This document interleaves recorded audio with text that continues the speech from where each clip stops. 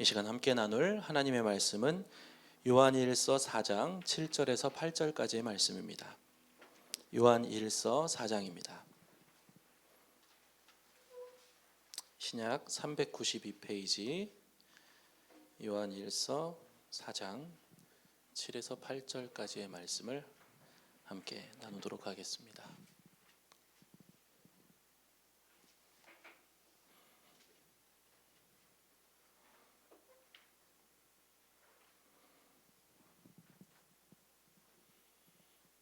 네, 한 목소리로 함께 봉독하겠습니다. 사랑하는 자들아, 우리가 서로 사랑하자. 사랑은 하나님께 속한 것이니 사랑하는 자마다 하나님으로부터 나서 하나님을 알고 사랑하지 아니하는 자는 하나님을 알지 못하나니 이는 하나님은 사랑이심이라. 아멘. 오늘 롤모델이라는 제목으로 함께 여러분들 잘 아는 말씀을 다시 한번 묵상하려고 하는데요. 제가 신학을 하기 전에 잠깐 그 대전에 있는 선교단체에서 그 아이들 이제 교사로 잠깐 있었던 적이 있습니다. 한 8개월 정도 있었는데 그때 이제 한 목사님께서 오셔서 사도 도마의 어떤 일생을 한번 쭉 이야기를 해주셨어요. 선교단체니까. 거기가 이제 인도 선교를 그 방학 기간 때마다 우리 청년들 학생들이 이제 가던 단체였는데 인도 뭐 우리나라로 따지면 울산 정도 위치에 있는 첸나이 지역에 이제 사도 도마가 가서 사역하고 또 이제 순교를 당했던 이야기들을 들으면서 굉장히 마음이 뜨거워져서 제가 그때 이제 영어 이름을 토마스라고 정하고 또 제가 토마스 기차도 약간 닮았다고 하는 얘기가 있는데 이게 또 이렇게 반응이 있을 줄 몰랐네요. 토마스라는 이름을 정하고 그 삶을 묵상하는데 이게 잠이 안 오죠. 근데 제가 그때 당시에 인천에 있는 교회 지휘를 했었어요. 그러니까 주중에는 대전의 선교단체에서 이제 교사로 일을 하고 그리고 주일날에는 이제 인천에 있는. 근데 제가 한 번도 지각을 한 적이 없었는데 그날 눈을 떠보니 이미 버스가 떠난 시간입니다. 제가 선교단체 건물에서 터미널까지 가서 그 버스를 타야만 뭐 택시를 타든 어떻게 하든 그 예배 시간에 그 연습 시간에 늦지 않게 갈 수 있는 시간인데 눈을 떴는데 이미 버스가 출발한 시간이에요. 그래서 제가 이제 급하게 택시를 타고 대전에서부터 인천까지 이제 갑니다. 가는 내내 이제 뭐 혼자 굉장히 피곤한데 피곤하지 않은 얼굴 있잖아요. 여러분들 그런 얼굴 아세요? 뭔가 이렇게 충만해서 택시 기사씨가 계속 물어보더라고요. 도대체 뭐 하는 사람인데 일요일 아침에 이렇게 가느냐. 뭐 이제 그분하고도 의미 있는 대화를 나누고 또 이제 찬양대 연습을 하러 가서 항상 이제 저희가 그 연습 전에 1시간 정도 전에 모여서 같이 기도하고 성경 나누고 그리고 이제 그 찬양대 연습을 시작했었는데 뭐 그날은 뭐 그야말로 거의 부흥회였어요. 부흥회. 그러면서 마음속에 나는 정말 도마 같은 사람이 돼야 되겠다. 그 어떤 명분, 도마라고 하는 롤모델을 바라보면서 뭐 거침없이 가는 거예요. 제가 그 신학교에서 교회 음악을 전공을 했는데 계속해서 이제 뭐 교류도 하고 하던 때였습니다. 그러다 보니까 저랑 어떤 선교적인 마인드가 맞는 분들은 컬러풀하게 보이고 그렇지 않은 분들은 흑백으로 보여요.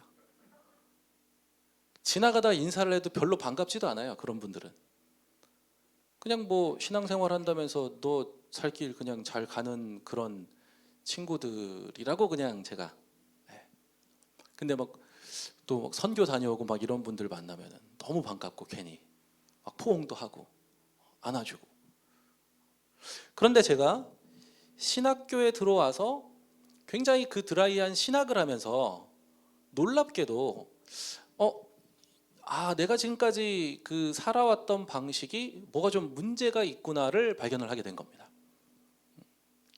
그러면서 제가 롤모델을 도마에서 사도 요한으로 변경을 하게 돼요. 물론 영어 이름은 지금도 토마스를 쓰는데,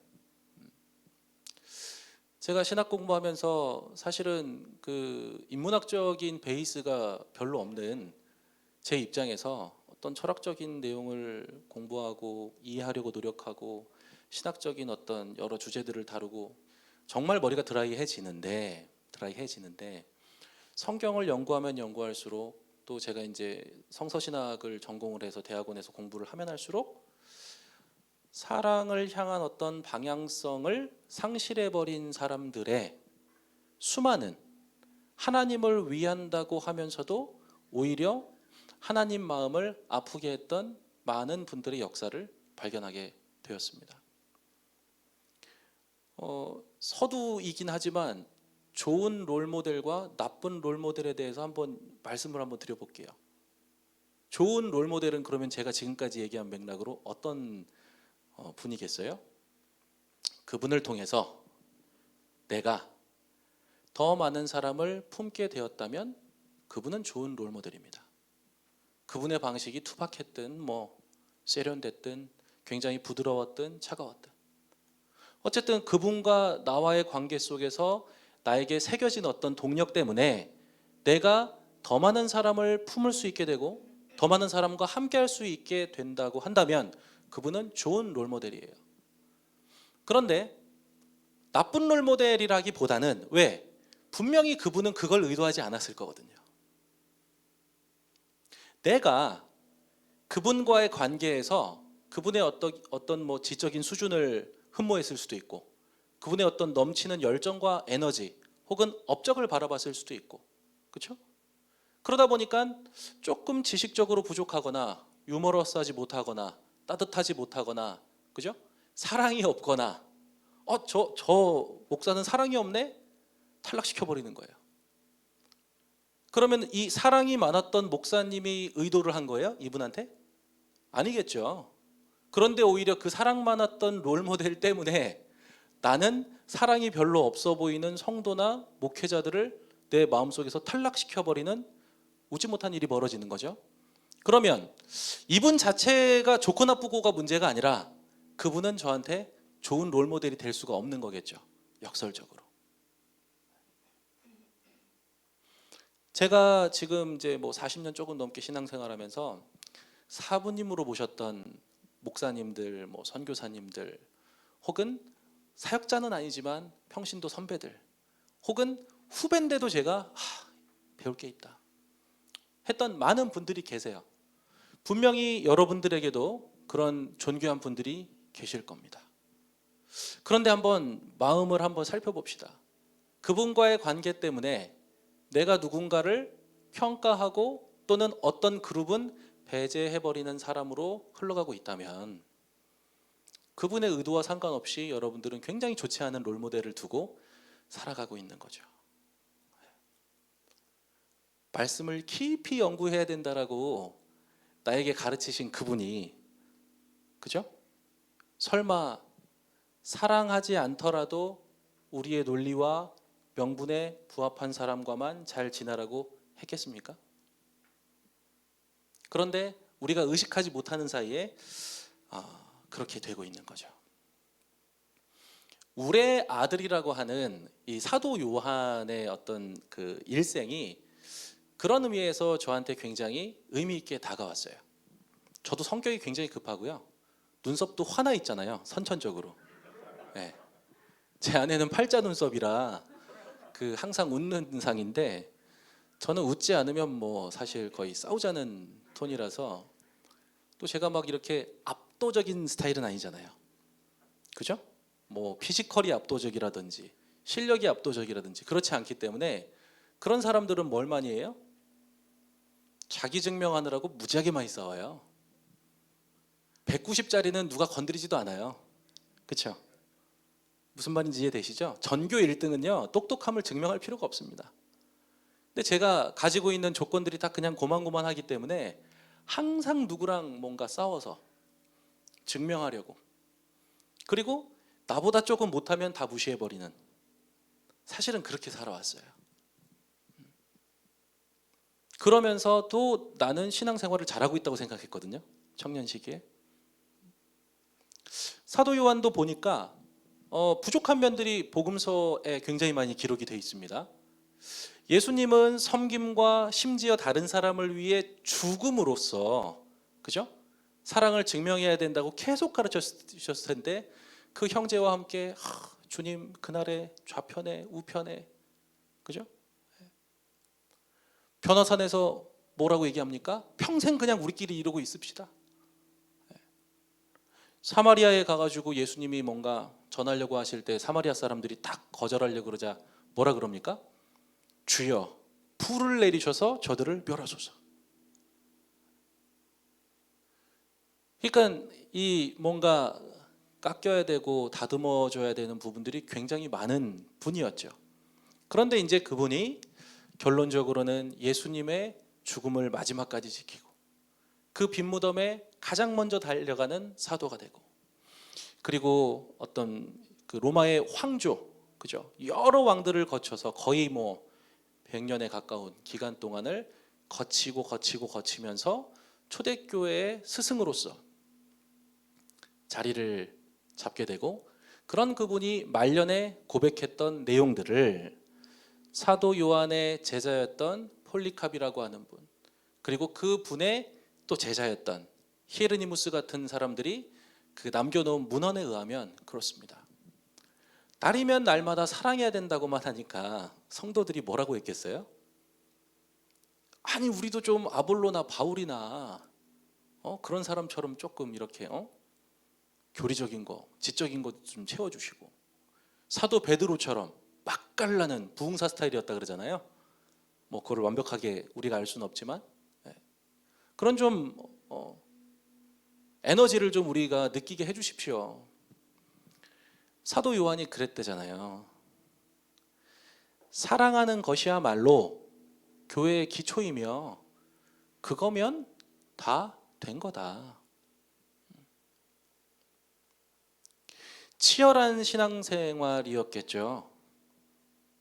불나방처럼 한 번에 확 타버리고 끝나버린 신앙도 아니잖아요. 90년이 넘는 세월 동안, 뭐 물론 예수님을 만난 시점이 언제인지 모르겠지만 적어도 60년, 70년 동안. 그리고 저는 그렇게 생각합니다.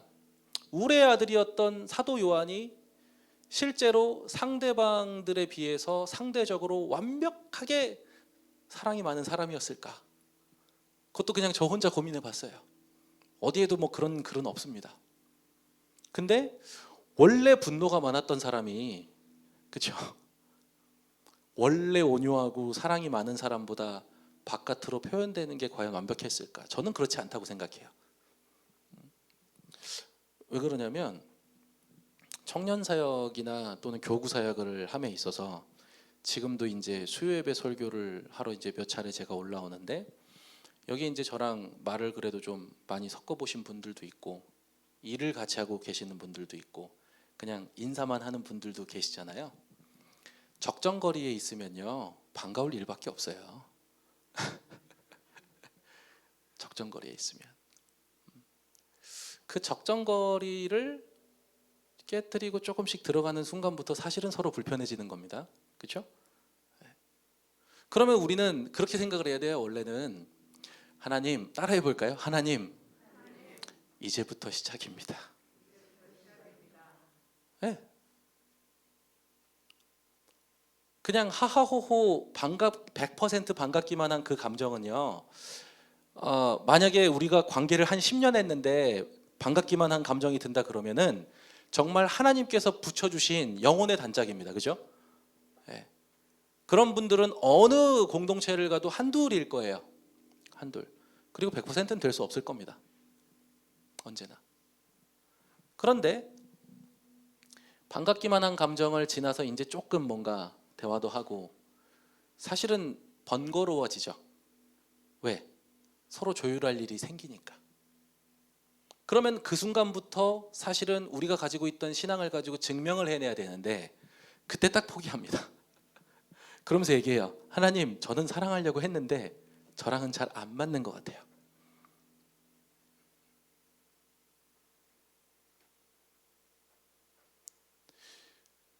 그러니까 진도가 안 나가죠.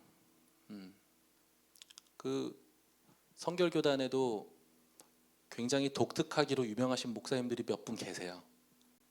원로 목사님들 중에. 근데 그 원로 목사님 후임으로 굉장히 유능한 목사님들이 오시죠. 뭐 교회가 큰 경우에. 그런데 이 유능한 목사님이 보시기에 논리적으로 말이 안 되는 일들이 자꾸 원로 목사님하고 주변에서 일어나니까 사람들한테 이야기를 합니다. 이건 잘못된 거다. 우리가 바로 잡아야 된다. 근데 한 반절은 원로 목사님 편을 들어요. 왜 그럴까요? 왜 그래요? 지금 원로 목사님이 하시는 모든 게 다 합당해서 따르는 사람이 반절일까요? 그렇진 않아요. 그분이 내가 힘들 때 같이 있어줬었고 우리가 함께한 세월이 있기 때문에, 그죠? 그 집에 무슨 숟가락이 몇 벌이 있는지 안다고 했던 바로 그 시대의 어떤 감성. 관계라고 하는 게 막 정말 그 목사님이랑 안 좋았다 좋았다 안 좋았다 좋았다를 반복하면서 그래도 서로를 포기하지 않고 사랑하려고 노력했던 그 시간이 있었기 때문에 뒤에 온 사람들이 아무리 논리적으로 정연하게 이야기를 해도 다 쫓아가진 않는 거죠. 하나의 예를 든 겁니다. 이거는. 그러니까 우리가 지금 교회 안에서 적정거리가 저도 있다고 생각해요. 지나치게 가까울 필요는 없어요. 근데 적정거리가 조금 멀어져 있는 건 사실입니다. 옛날보다 기도 제목 나누는 것도 힘들어요. 표면적인 기도 제목 말고요. 진짜 속에 있는 기도 제목 나누기가 어렵죠. 왜? 우리 공동체가 이 정도가 적당하다고 뭐 합의하려는 노력을 하지 않았지만 자연스럽게 만들어진 그 간격. 그러면은 이거 간격을 없애야 되느냐? 그렇지는 않습니다. 그건 비현실적인 거예요. 너무 이상적인 거예요. 그런데 지금보다는 조금 더 가까워져야 되는 거예요. 그런데 그 노력을 뭐 예를 들어 목회자들이라든지 리더 그룹에서 다 해줘야 되는 거 아니냐? 개인적인 영역을 그렇게 다 통제 당하고 싶으세요? 정말로요? 만약에 그렇게 시도하면은 또 굉장히 불편하실 거잖아요. 내가 누군가를 롤모델로 두고 있기 때문에 내가 스스로 자발적으로 할 수 있는 그런 어떤 조율들을 나는 하고 있느냐. 거기에 대한 고민들이 좀 있으셔야 될 것 같아요. 뭐 그렇다고 갑자기 뭐 그럴 일은 없겠지만 간격을 좀 좁혀야지 그래가지고 또 훅 들어갔다가 지나치게 훅 들어갔다가 상대방이 너무 부담스러워하는 걸 보고 또 마음으로 먹죠. 커봐, 다가가려고 하는 건 잘못된 거야. 아니 적당히 다가가셔야죠. 한두 번 해보고 또 포기해요. 역시 적정거리가 중요해 하고 또 너무 먼 거리를 세팅을 해놓는 거예요. 그러면은 우리 공동체가 유기적이라고 하는 말이 성립이 되나요?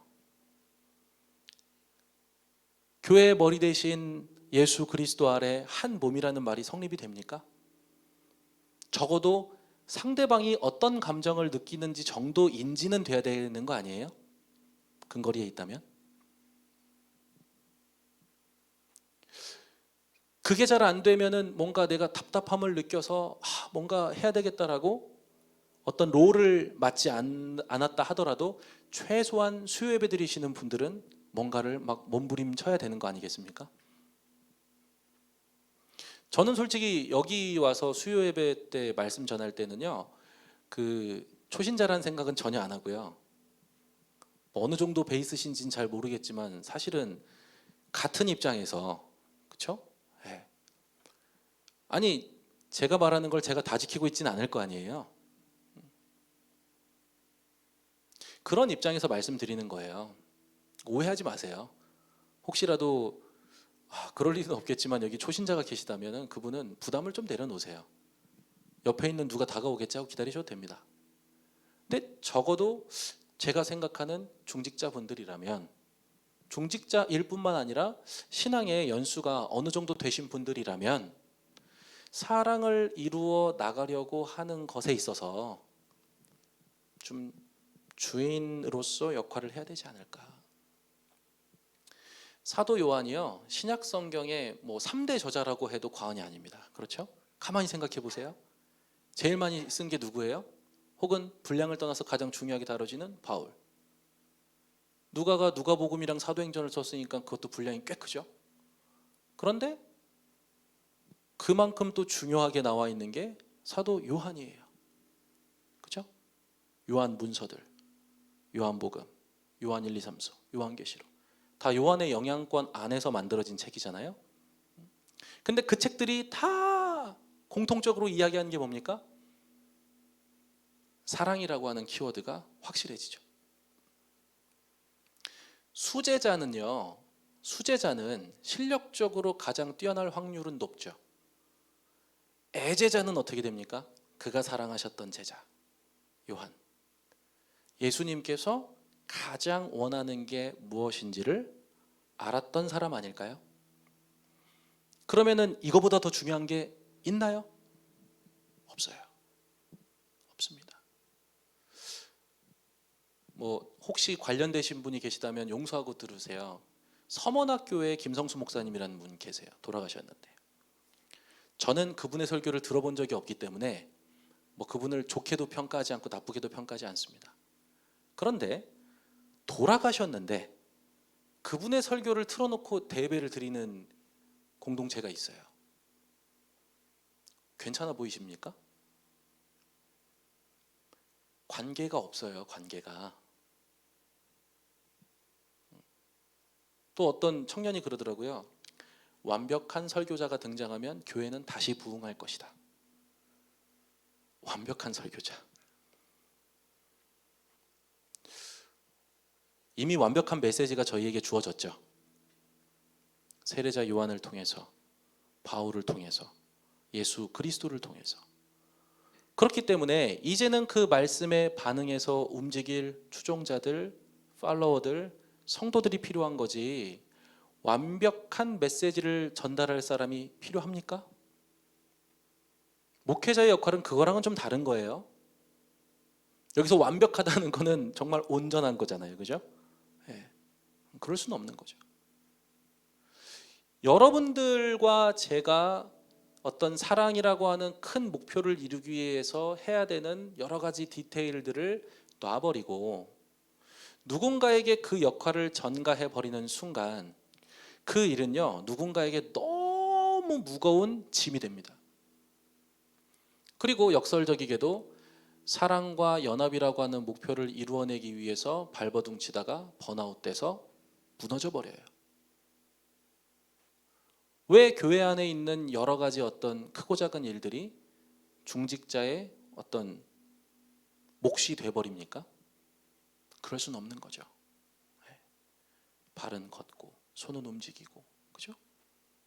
소화기관은 소화를 시키고 각자의 역할을 잘 감당해야 저희가 사랑이라고 하는 목표를 언젠가 이룰 수 있는 거죠. 제가 그 한 목사님께 오늘 오신실하신 주를 좀 찬양을 해달라고 부탁을 드리면서 그 찬양을 며칠 동안 묵상하는데, 하나님 한 번도 나를 실망시키신 적 없으시고 첫 가사부터 동의가 되세요? 아, 정말 되세요? 결론적으로 그렇다는 거잖아요. 그렇게 고백하기까지 우리가 얼마나 몸부림을 쳐야 됩니까? 그렇잖아요. 저도 이제 청년부 아이들 보면서 애정이 좀 생기기 시작했어요. 그래서 보기만 해도 좋고 반갑고 동시에 천불이 나죠. 네. 아, 그게 사랑하는 감정이잖아요. 연인들도 그렇고 결혼하신 분들 허니묵인가 끝나면 어떻게 돼요? 본격적으로 싸워서 정돈이 돼가지고 이제 그때부터 길게 가는 거 아닙니까? 미쳐버릴 것 같아요. 조금 전까지 설교 시간에 얘기했던 거랑 정반대로 행동하는 모습을 보면서 사람은 사람을 바꿀 수 없다라는 거를 제 머릿속에 다시금 되뇌이면서 그럼에도 불구하고 감정적으로는 이해되지 않는 거의 조울증 수준의 어떤 이 감정의 기복이 생기죠. 하루는 청년들이 이렇게 모여 있는데 그 신앙생활도 잘 하고 있고 여러 가지 모임에 굉장히 잘 참여하는 청년들이 겉돌고 있는 청년 한 명을 지칭하면서 왜 저래? 그러더라고요. 근데 저희가 뭐 여기 막 음악이 틀어져 있고 그런 게 아니었기 때문에 그 소리를 다 들을 수 있었어요. 우리 부모님들은 우리 자녀들이 잘 적응 못하고 있는 어떤 청년을 바라보면서 왜 저래? 편하게 이야기할 수 있는 비교적 신앙이 괜찮아 보이는 자녀로 자라기를 원하십니까? 아니면 조용히 다가가서 뭔가 한번 또 요청해 보고 만약에 그 친구가 반응해서 같이 하면 너무 기뻐하고 또는 그렇지 않더라도 집에 가서 좀 그 친구를 위해서 기도하는 자녀로 크기를 원하십니까? 후자이셔야 돼요. 다 그렇게 생각하시겠지만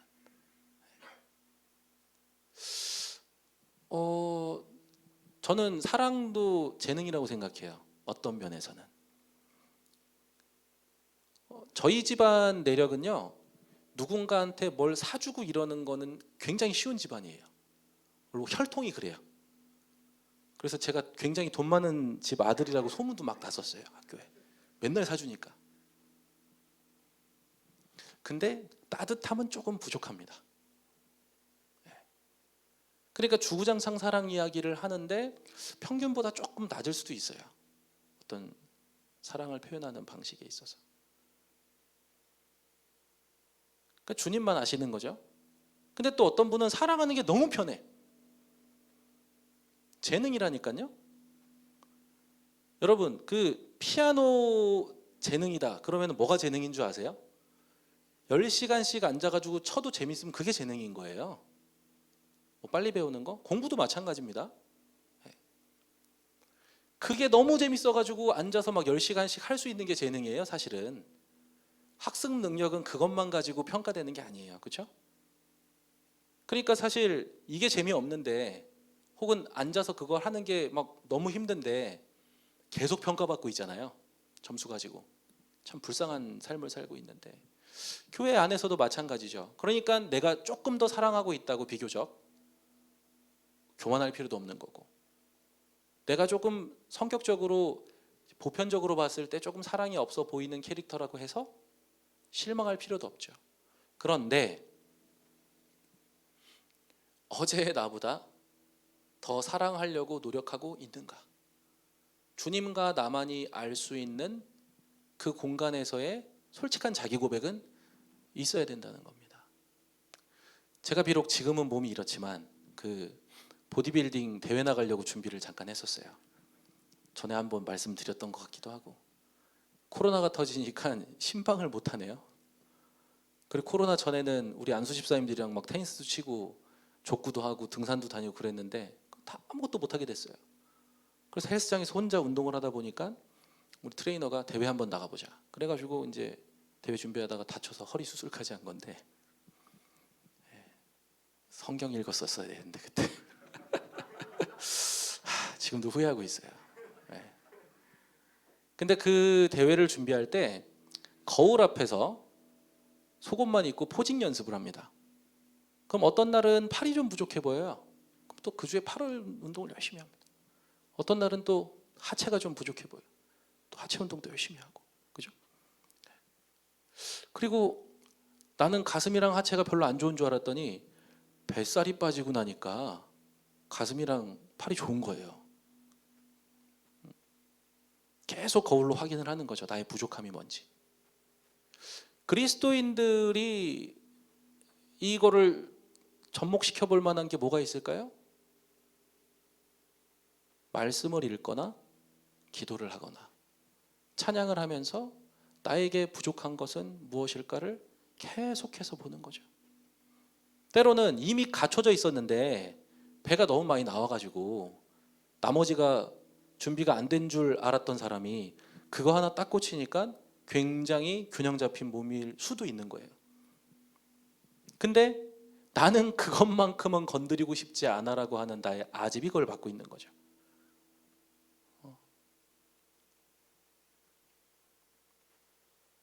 우리 또 부장님 이기나 만수 집사님도 아마 속에서 천불이 나실 거예요, 그죠? 점점 그 천불이 세지고 있죠. 네. 청년들에 대한 그 사랑의 감정이 커지면 커질수록 그런 거예요, 원래. 어쨌든 나 스스로를 뭔가 돌아보면서 부족한 약점을 좀 보완을 하고 또 장점을 또 키우고 하는 어떤 그 도구로 성경을 읽고 해야 되는데, 문제는 뭔지 아세요? 성경을 읽으면 읽을수록 나의 생각이 강화가 돼. 역시 이거였어. 역시 해외 선교야. 제 지난번 교회에서 어떻게 하다 보니까 국선이하고 해선이를 같이 맡았어요. 아니, 병원 선교도 중요하잖아요. 군대 선교도 중요하고 학원 선교는 안 중요해요? 해외 선교 중요하죠. 저기 지방에 미자립 교회 돕는 거 왜 안 중요합니까? 그렇죠? 그럼 서로 대화를 해야 되는데 다 막 신념에 가득 차 있어. 땅 끝까지 이르러라고 했다 이거예요. 해외 선교. 무슨 말이냐? 내 옆에 있는 이웃도 돕지 못하면서 무슨 해외에 있는 이웃을 돕느냐? 막 싸워요. 왜 그렇습니까?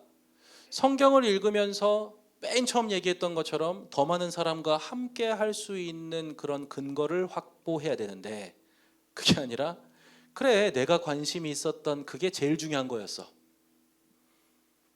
그러면은 성경이 나에게 올바른 기준이 될 수 있어요, 없어요? 지금 성경이 잘못된 거예요? 내가 잘못된 거예요? 이거를 의식하지 않고 성경을 읽으면요, 성경을 알면 알수록 더더욱 더 많은 사람과 함께 할 수 없는 사람이 되어버리고요, 하나님 나라를 확장시키고 전도해야 된다라고 하는 그분들에서 입에서 나오는 말들은 다 거짓이 되는 거예요. 그렇죠? 작년까지만 해도 내가 이런 대상들하고는 좀 어울릴 수 없는 사람이었는데, 성경을 읽다 보니 베드로가 왜 중요합니까? 왜 수제자예요? 주는 그리스도시요 살아계신 하나님의 아들이십니다라고 고백했기 때문에 그럴 수도 있죠. 예수 그리스도의 존재에 대해서 파악을 한 거니까. 그런데 보여주신 환상을 통해서 이방인들에게까지 구원의 문을 확장시키는 어떤 인증을 해준 사람이기 때문에 베드로가 중요한 거 아니겠어요? 하나님께서 정하다고 하신 대상들에 대해서 왜 우리는 그렇게 많은 편견을 가지고 있는가? 그런데 현실적으로는 편견을 가질 수밖에 없죠. 왜? 우리는 나와 다른 면이 많으면 많을수록 함께 할 수 없는 존재로 태어났기 때문에.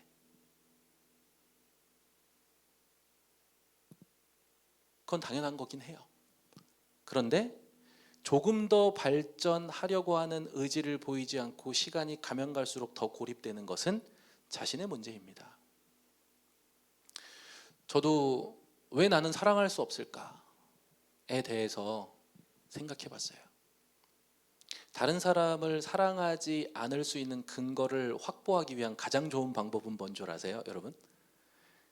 내가 관심이 있는 분야에 나보다 못한 사람들한테만 집중하면요, 사랑하지 않아도 될 것 같은 명분이 생겨요.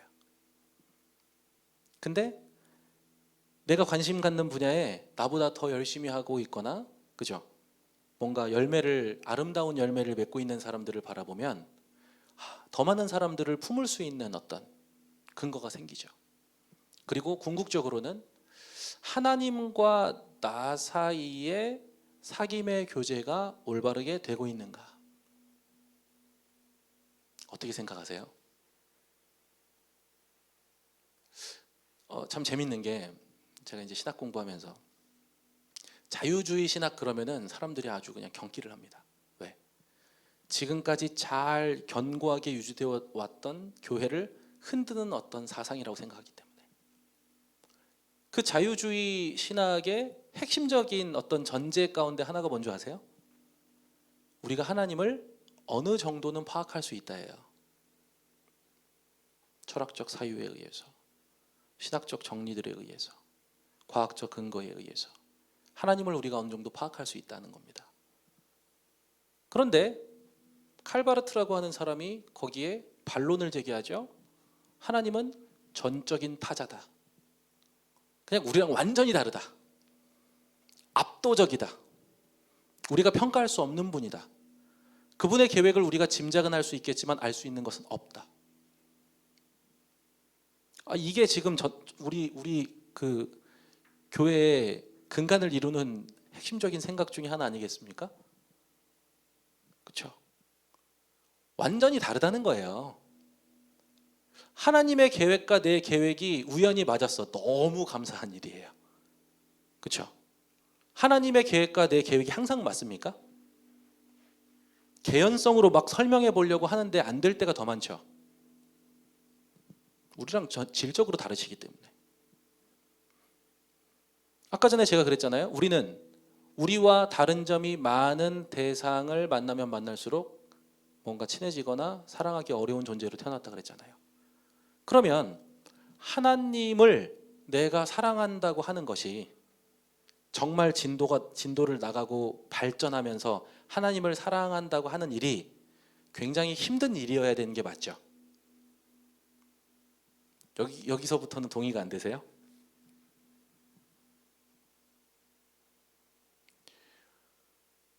원로 목사님들이 예배드리는 그 총회본부에 가면은 그 채플이 있어요.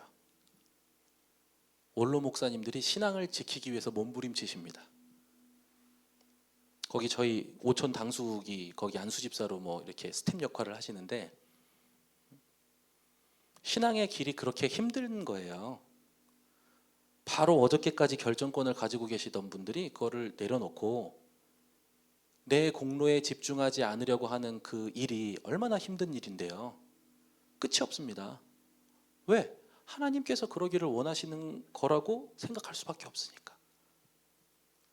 모든 것이 하나님의 은혜라고 고백을 했잖아요. 그런데 여러분 생각해 보세요. 30년, 40년을 한 공동체를 위해서 목숨을 바쳐서 뭔가를 했는데 공로의식이 1%도 없다라는 게 말이 됩니까? 인간이라면 다 누구나. 그런데 거기에서 아주 조금이라도 벗어나려고 몸부림치시는 거잖아요. 왜? 하나님과의 사귐의 교제가 계속해서 발전하고 있기 때문에. 그런데 그 발전이 멈춰지신 분들은 어떻게 되겠습니까? 내가 한 게 이만큼인데 왜? 에서 멈출 수 있죠.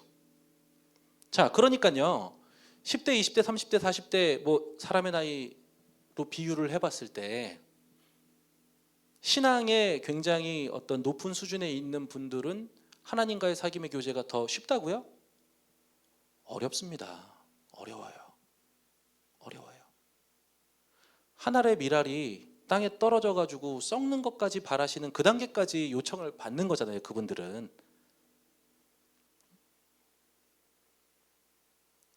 인간과 같은 형체를 지니셔 심지어 십자가에 달려 죽으셔서, 그죠? 그게 결국 우리가 어떤 신앙의 여정을 감에 있어서 물론 그런 요청들은 특별한 몇몇 분들에게만 갈 겁니다. 소수에게만. 그런데 어쨌든 우리도 각자의 입장에서 뭔가 한 걸음씩 나아가고 있는 상황이잖아요. 그러면 가면 갈수록 그 미션이 쉽겠냐고요. 어렵다니까요. 그런데 그 미션의 가장 중요한 방향성이 결국 그래서 우리가 몸부림치고 에너지를 쏟고 말씀을 읽고 찬양을 하고 예배를 드려서 우리가 도달하고자 하는 목표가 뭐냐 이거예요. 그게 바로 서로 사랑하는 거다라고 요한이 이야기를 하고 있는 거죠. 제가 참 이 말씀을 전할 때마다 너무 부끄러워요. 왜냐하면 지금도 분노가 많고 또 제가 여기 계신 분들 중엔 거의 제일 연소한 편인데도 나이가 먹으면 먹을수록 고집이 더 세지고 저한테 있던 뭔가 그 데이터들이 있을 거 아니에요. 경험치. 그 안에서 뭔가를 좀 해보려고 하고 벌써 그러면 안 되는데 그런 어려움 속에 우리가 한 걸음 한 걸음 나아가고 있다는 사실을 기억하셨으면 좋겠습니다. 그리고 제가 좋은 롤모델, 나쁜 롤모델 말씀을 드렸는데 사실은 우리가 정말로 궁극적인 롤모델로 둘 수 있는 분은 예수 그리스도 한 분밖에 없는 거죠. 어떤 목회자 때문에 내가 이만큼 성장할 수 있었어. 너무 감사한 이야기입니다. 거기서 끝나야 돼요. 거기서 끝나야 돼요. 저희 할아버지가 어쨌든 저희 집안에 목회자분들이 많은데 가장 성공한 목회자라고 평가를 받았어요. 그래서 모든 그 아버지 세대 목회자분들이 할아버지가 롤모델이었습니다. 그런데 할아버지와 같은 캐릭터는 단 한 명도 없었어요. 아쉽게도. 저희 큰아버지는 조금 문학적 감수성이 좀 있는 분이셔서 글 쓰고 이런 걸 좋아하시는 분인데 할아버지는 굉장히 카리스마적인. 추도 예배 갔더니 장로님들이 다 혼난 기억밖에 없대요. 당회 때 2시간을 당회를 하면 2시간 동안 혼나고 나오셨대요. 저희 아버지는 따뜻한 사람이었어요. 결론적으로. 근데 저희 아버지도 롤모델이 할아버지셨어요. 아니, 천성이 따뜻한 분이 카리스마적으로 하려고 하니까 이게 되나요? 안 되죠. 안 되죠. 그리고 우리 할아버지가 그렇게 뭔가 열정적으로 할 수 있었던 것이 결국은 누구의 도우심입니까? 하나님의 도우심이고 하나님의 계획 가운데 선택되신 거잖아요. 그거를 우리가 저게 되게 좋아 보이네, 나도 저렇게 해야지 할 수 있는 부분이 아니라는 거죠. 나를 이만큼 성장하게 해줬던 목회자나 선교사님이나 누가 계시다면 그분들에 대한 감사의 마음은 잊지 않으셔야 됩니다. 그리고 가능하다면 평생 챙기셔야죠. 존중하고. 그렇죠? 그런데 그분의 한마디 한마디가 여전히 나에게도 법처럼 작동을 한다면 그것은 또 다른 의미의 배교 행위가 될 수 있어요. 그렇잖아요. 우린 예수님을 따르는 사람이지 어떤 개인을 따르는 사람들이 아니지 않습니까? 사랑하고 존중해야 될 대상, 존경해야 될 대상과 신앙의 대상을 자꾸 혼돈하다 보면 우리가 좀 해야 될 일들을 못할 것 같아요. 그 롤모델께서 나에게 주신 이 좋은 장점과 내가 가지고 있는 좋은 어떤 캐릭터들, 재능들, 그것을 가지고 나는 지금 내가 속해 있는 이 공동체 안에서 무엇을 할 것인가, 거기에 대한 깊은 고민과 기도 속에서 하나님께서 우리에게 맺게 하시는 그 열매를 좀 누리셨으면 좋겠어요. 마지막으로 하나님의 어떤 사랑은 개인과 개인의 사랑에서 머무는 게 아니죠, 여러분. 그거는 다 동의하시죠? 우리가 사회적 성결이라는 말을 하잖아요. 사회적 성결. 성결교단 헌법에도 나와 있는 겁니다. 사회적 성결. 사랑으로 사회를 섬겨라라는 말하고도 좀 저는 같은 의미로 통할 수 있을 것 같아요. 어릴 때 제가 신앙생활하는 게 어렵지 않았던 이유 중에 하나는 교회 다니는 사람은 그래도 정직해, 교회 다니는 사람은 그래도 도둑질은 하지 않지, 그죠? 그런 게 공공연하게 인정되는 분위기 속에서 신앙생활을 했기 때문에 전 좋았습니다. 그래도 교회 다니는 사람들은 착해. 그런데 지금 현재 바깥에서 교회를 보는 시선은 어떻습니까? 그런 얘기들이 그렇게 많이 들리는 것 같진 않아요. 자, 우리 아이들이 초등학생부터 유치부 아이들부터 영아부터 청년들까지 교회를 다니는 데 있어서 우리가 도울 수 있는 방법이 있습니다. 이거는 하적교회 교인들만 한다고 되는 문제는 아니에요. 여러분들이 속한 모든 어떤 공동체나 관계 속에서 그래도 교회 다니는 사람이 관계를 좀 회복하는 데 역할을 하려고 하는 사람이다라고 하는 거. 이게 좀 쌓이면은요, 전도도 사실은 거기서부터 시작되는 거죠. 제가 늘 이야기하는 게 있습니다. 예전에 전도부 맡을 때 하던 얘기가 있죠. 우리 모두는 좋은 전도자가 될 수는 없지만 좋은 방해자가 될 수는 있습니다. 그렇죠? 이기나 만수 집사님이 전도를 거의 다 했어. 이 사람도 거의 넘어가기 직전이야. 근데 김진성을 딱 떠올리니까 교회 가기가 싫어. 그런 경우가 너무 많아요.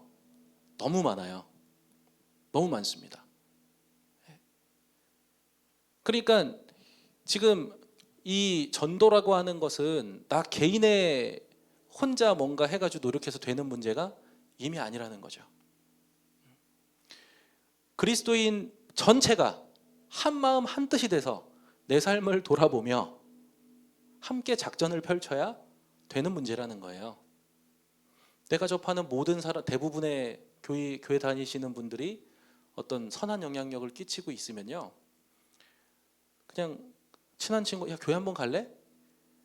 있잖아요. 교회 안 다니시는 분들이 일주일에 하루의 그 시간을, 쉴 수 있는 그 시간을 포기한다는 건요, 엄청난 결단이 필요한 거예요. 그런데 내가 별말 안 했는데 따라온다. 그 얘기는 뭡니까? 좋은 징조죠. 적어도 그분이 접촉하고 있는 많은 그리스도인들이 좋은 모습을 보이고 있기 때문에 내가 한 간단한 콜링에도 응답을 했다는 거잖아요. 그런데 이런 경우가 좀 더 많은 것 같아요. 지금 시대에 전도를 하려고 적극적으로 나서는 분이면 신앙적으로나 생활적으로 굉장히 좋을 확률이 높을까요, 낮을까요? 전 높다고 생각합니다. 근데 그분이 공을 들여도 왜 전도가 되지 않을까? 제가 앞서 말씀드린 상황에 반대 상황이 일어나고 있기 때문에. 그리고 이 상황을 다시 뒤집으려면 우리가 적어도 수년 동안은 다시 노력해야 되는. 왜? 공든탑이 무너져 버렸기 때문에. 하저교회가 속해 있는 지역사회 속에서 여러분들이 영향력을 가지고 있는 많은 공동체 안에서 좀 이러한 어떤 사명감을 가지고 다시금 움직이시면 좋을 것 같아요. 기독교 신앙이 참 어려운 것은 정말 다 이루었다 싶을 때 다시 바닥으로 갈 수 있기 때문에, 그리고 다시 바닥으로 간 상황에 우리가 기도한다고 그게 다시 올라오는 게 아니라 다시 심어서 열매를 거두는 그때까지 저희가 인내하고 또 인내하며 그 길을 걸어갈 때 다시금 그 시간을 맞이할 수 있을 것 같아요. 저는 교회사를 이렇게 머릿속에 다시 한번 좀 살피면서 교회가 정점에 있을 때, 외부에서 봤을 때 정점에 있을 때 긍정적인 역할을 못했던 많은 경우들을 봤고요. 침체되어 있다고 생각하는 그때부터 다시금 굉장히 신앙적으로 좋은 일들이 많이 일어났던 것들을 확인을 하게 되면서 다시금 소망을 갖게 되는 거예요. 하나님, 우리에게 다시금 그날을 맞이할 수 있는 은혜를 허락하여 주시옵소서. 한 번도 우리를 실망시키지 않으시고 우리가 바른 길을 간다면 언제나 우리에게 정 풍성한 것을 예비하고 계시는 주님, 우리들 지치지 않게 하시고 사랑하는 일에 정말 스스로를 도전하게 하셔서 주님께서 원하시는 열매를 거두게 하옵소서. 이렇게 기도하며 열매 맺으시는 저와 여러분이 되기를 주님의 이름으로 소망합니다. 이 시간 오신실 하신